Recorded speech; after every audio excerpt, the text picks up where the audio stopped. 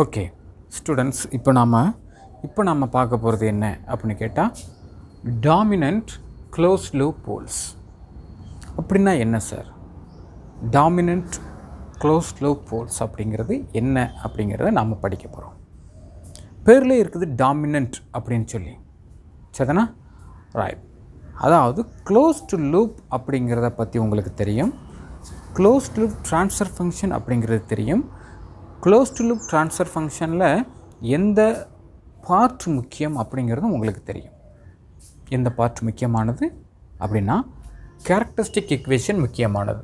C of S by R of S. நான் ஒரு second order சிஸ்டத்தை கணக்கில் எடுக்கிறேன்.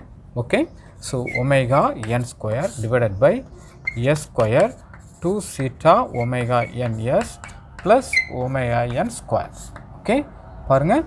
ஸோ இதில் இந்த ஈக்குவேஷன் தான் ரொம்ப முக்கியமானது, கேரக்டரிஸ்டிக் ஈக்குவேஷன் அப்படின்னு சொல்லுவாங்க. பிகாஸ் இதனோட ரூட்ஸ் தான் நமக்கு முக்கிய பங்கு வகிக்க போகுது. முக்கிய பங்கு எதில் வகிக்க போகுது அப்படின்னு சொன்னால், ரெஸ்பான்ஸில் வகிக்க போகுது. அதாவது ரெஸ்பான்ஸ் சி ஆஃப் டி அப்படிங்கிறத பற்றி உங்களுக்கு தெரியும். அதில் 1 minus E power minus theta omega N S T அப்படின்னு ஆரம்பிச்சிருக்கோம், அப்படிதானா? ஸோ நான் முழுசும் எழுதலை, பட் இது உங்களுக்கு இண்டிகேட்டிவாக இருக்கணுங்கிறதுக்காக எழுதுகிறேன். பாருங்கள், இந்த பகுதியில் இ பவர்னு வரும்பொழுது சீட்டா ஒமேகா என் இந்த டேர்ம்லாம் வருது பாருங்கள். ஸோ உங்களுக்கே தெரியும், என்றைக்கு இ பவரில் டிக்கு பக்கத்தில் யார் இருக்காங்களோ அவங்க தான் டைம் கான்ஸ்டன்ட். அதனோட ரெசிப்ரோக்கல் டைம் கான்ஸ்டன்ட். அப்போ டைம் கான்ஸ்டன்ட் அப்படிங்கிறது ஸ்பீட் ஆஃப் த ரெஸ்பான்ஸை முடிவு பண்ணக்கூடிய ஒரு முக்கியமான ஃபேக்டர். ஓகே, ஸோ அப்போது இந்த ஸ்பீட் அப்படிங்கிறது இந்த ரெண்டு முக்கியமான பாராமீட்டரை வச்சு முடிவு பண்ணப்படுறதுனால நாம் அந்த ரெண்டும் இதுக்குள்ளே அடங்கியிருக்கு. இதனோட ரூட் எப்படி சார் இருக்கும் அப்படின்னு கேட்டால் பாருங்கள், அதாவது இதனோட ரூட்ஸ்,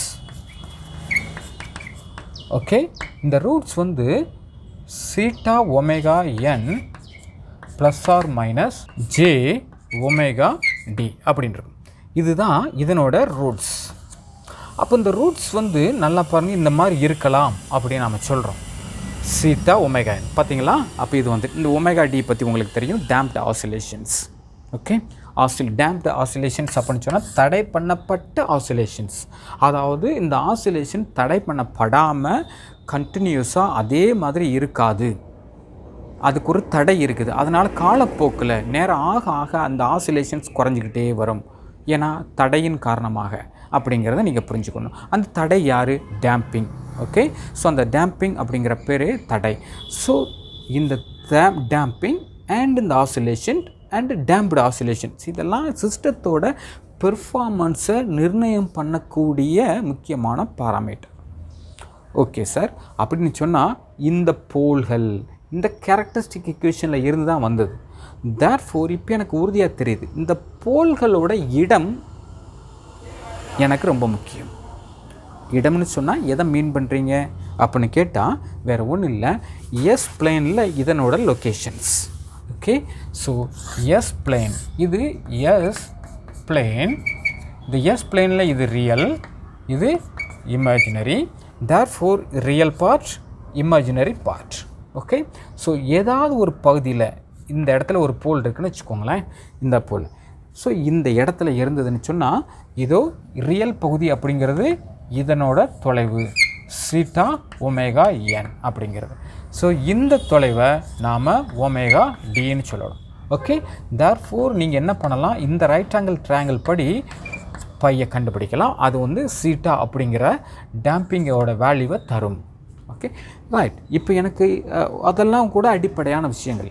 பட் நான் என்ன புரிஞ்சுக்கிட போகிறேன் அப்படின்னு சொன்னால், இந்த போல்கள் இருக்கக்கூடிய இடம், இந்த இடத்துலையா இந்த இடத்துல இங்கேயா இப்படியா அப்படிங்கிற அந்த இடம் எனக்கு முக்கியம். ஓகே, ஸோ ஒரு செகண்ட் ஆர்டர் சிஸ்டம் 2 போலை வச்சுருக்கோம். பொதுவாக மல்டிபிள் ஆர்டர், அதாவது ஹையர் ஆர்டர் சிஸ்டம்ஸ் இருக்கும், அதுக்கு பல போல்கள் இருக்கும். அப்போது நாம் பொதுவாக பேசுவோம், பல போல்கள் இருக்கக்கூடிய ஒரு சிஸ்டத்துக்கு சில குறிப்பிட்ட போல்கள் முக்கிய பங்கு வகிக்கும்.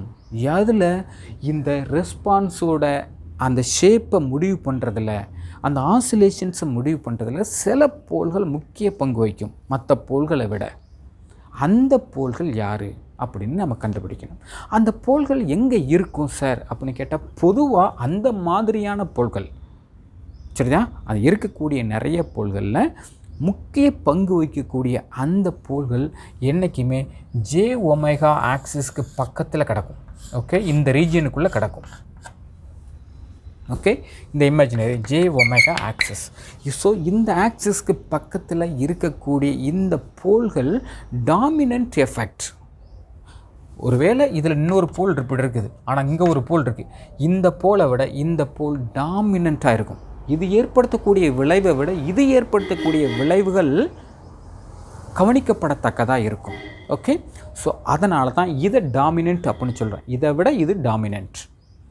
ஸோ இந்த மாதிரியான டாமினன்ட் போல்கள் நம்மளுக்கு டிரான்சியன்ட் ரெஸ்பான்ஸோட அந்த ஷேப்பை நிர்ணயம் பண்ணுறதுல முக்கிய பங்கு வகிக்கிறதுனால அதை பற்றி தெரிஞ்சுக்கிட்டது அவசியம். டாமினன்ட் போல்ஸ் என்றைக்குமே காம்ப்ளெக்ஸ் காஞ்சுகேட்டாக தான் வரும், தனியாக வராது. ஓகே, காஞ்சுகேட்டாக தான் வரும். ஸோ அப்போது இந்த போல்களோட இடம் நமக்கு ரொம்ப முக்கியம். இப்போ பாருங்கள், எக்ஸாம்பிளுக்காக நான் உங்களுக்கு ஒன்று சொல்கிறேன். ஒரு போல் 1/s + a, ஏங்கிறது போல், இப்படி தானே? ஓகே, அடுத்து இன்னொரு டேர்ம் 1/s - a, இது ஒரு போல். ஸோ இது ரெண்டையும் பாருங்கள், இந்த ரெண்டுக்கும் இன்வர்ஸ் எடுத்திங்கன்னா, லாப்லஸ் இன்வர்ஸ் எடுத்திங்கன்னா e⁻ -at அப்படின்னு வரும். இங்கே என்ன வரும்? e⁻at வரும். இப்போ இந்த ரெண்டையும் பாருங்கள், இந்த ரெண்டில் எது நமக்கு தேவை செலக்ட் பண்ணுவீங்க அப்படின்னு சொன்னால் இதைத்தான் செலக்ட் பண்ணணும். இதை நீங்கள் செலக்ட் பண்ணக்கூடாது. காரணம், e⁻at அப்படிங்கிறது டைம் போக போக என்னாகும்? வளர்ந்துக்கிட்டே போகும். ஓகே, ஸோ e⁻atங்கிறது இப்படியே போகும், வளர்ந்துக்கிட்டே போகும். இது என்னாகும் அப்படின்னு சொன்னால் குறைஞ்சிக்கிட்டே வரும் இப்படியே. சரியா? ரெண்டு என்னாகும்? ஆரம்பத்தில் e⁻0 1, e⁻0 1 சரிதானா? ஸோ e⁻0, ஸோ ஒரு குறிப்பிட்ட இடத்துல இருந்து ஆரம்பிக்கும், எனிவே வளருது e⁻0. ஸோ அதனால் நாம் தெரிஞ்சுக்கிட வேண்டிய விஷயம் என்ன சார் அப்படின்னு சொன்னால், இது வளர்ந்துக்கிட்டே போகுதுன்னு சொன்னால் நல்லது தானே அப்படின்னு நினச்சிங்கன்னு சொன்னால் அது தவறு. ஏன்னா நீங்கள் இன்புட்டை கொடுத்த அந்த மொமெண்ட்டுக்கு அப்புறம் கடன்னு என்ன செஞ்சிடும்? வளர்ந்துடும். அதாவது அவுட்புட் அன்கண்ட்ரோலபிளாக போயிடும். நீங்கள் கட்டுப்படுத்த முடியாத அளவுக்கு it will move. The system will get destroyed if any kind of preventive action is not provided. The system will destroy itself when you switch on the system. ஆனால் இங்கே அப்படி இல்லை. இங்கே என்ன ஆகுது? குறையத்தான் செய்தே தவிர கூடலை. ஓகே, அதனால தான் இதை பாருங்கள், இது S equal to A, positive சைடுக்குள்ள போயிடும். இந்த போல் இந்த சைடுக்கு போயிடும். எஸ் ஈக்குவல் டு -a, இது இங்கே வந்துடும். அதனால தான் என்றைக்குமே நாம் போல்கள் லெஃப்ட் சைடில் இருக்கிறது நல்லது, ரைட் சைடில் இருக்கிறது நல்லதில்லை. ரைட் சைடில் இருந்தால் அன்ஸ்டேபிள், லெஃப்ட் சைடில் இருந்தால் என்ன சொல்கிறோம்?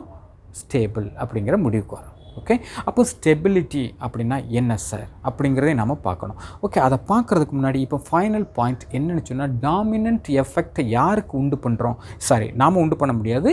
அந்த டாமினன்ட் எஃபெக்ட் அப்படிங்கிறது எந்த போலுக்கு இருக்குதோ அந்த போல். பொதுவாக அந்த போல்கள் இமேஜினரிக்கு பக்கத்தில் இருக்கும், காம்ப்ளெக்ஸ் காஞ்சுகேட்டாக வரும். ஓகே, ரைட், இந்த பாயிண்ட்டை மட்டும் மனசில் வச்சுக்கோங்க. இந்த டாமினன்ட் போல்கள் தான் டிரான்சியண்ட்டோட பிஹேவியரை நிர்ணயம் பண்ணுறதுல முக்கிய பங்கு வகிக்கும் அப்படிங்கிறதையும் நினைவு வச்சுக்கோங்க. ஓகே, அடுத்து நாம் ஸ்டெபிலிட்டியை பற்றி படித்தாகணும். இப்போ நாம் ஒரு வார்த்தையை சேர்த்துருக்கோம். So right side left side போலோட விளைவுகளை நாம் பார்த்தோம். இந்த விளைவுகள் இது ஜஸ்ட் e⁻at மட்டும் வச்சு சொன்னேன். ஒருவேளை இதுக்குள்ளே சைனுசாய்டல் டேர்ம் செகண்ட் ஆர்டரில் பார்த்துருப்போம் இல்லையா, சைன் டேர்மும் உள்ளே வரும். அப்போ சைன் டேர்மும் உள்ளே வந்ததுன்னு சொன்னால் விளைவுகள் கொஞ்சம் மாதிரி இருக்கும், ஆசிலேஷனும் இருக்கும், அந்த டிகே ஷேப்பும் இருக்கும். ஸோ அப்படின்னு சொன்னால் அங்கே ரொம்ப ரொம்ப கவனமாக இருக்கணும். ஸ்டெபிலிட்டி இப்போ நாம் பார்க்க போகிறது அடுத்தது தான். ஓகே, பார்க்கலாம்.